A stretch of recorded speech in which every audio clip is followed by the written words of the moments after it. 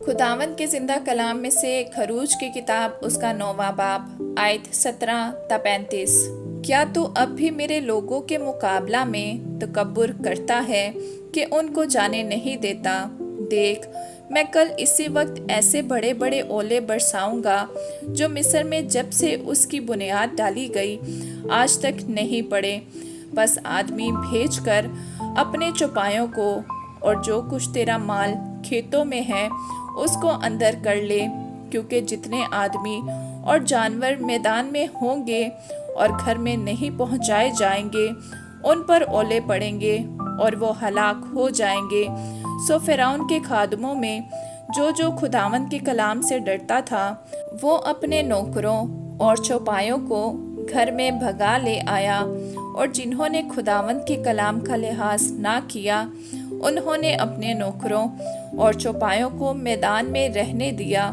और खुदावंद ने मूसा से कहा कि अपना हाथ आसमान की तरफ बढ़ा, ताकि सब मुल्क मिस्र में इंसान और हैवान और खेत की सब्जी पर जो मुल्क मिस्र में हैं ओले गिरे।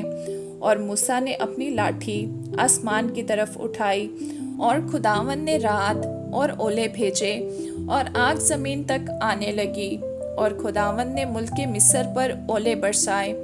बस ओले गिरे और ओलों के साथ आग मिली हुई थी, और वो ओले ऐसे भारी थे कि जब से मिस्री कौम आबाद हुई ऐसे ओले मुल्क में कभी नहीं पड़े थे।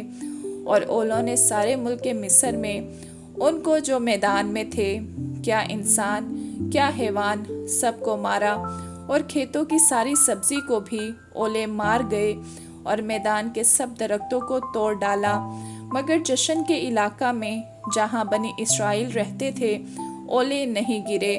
तब फिरौन ने मूसा और हारून को बुलवाकर उनसे कहा कि मैंने इस दफ़ा गुनाह किया, खुदावंद सादिक है और मैं और मेरी कौम हम दोनों बदकार हैं। खुदावंद से शिफायत करो, क्योंकि ये ज़ोर का गरजना और ओलों का बरसना बहुत हो चुका, और मैं तुमको जाने दूंगा और तुम अब रुके नहीं रहोगे।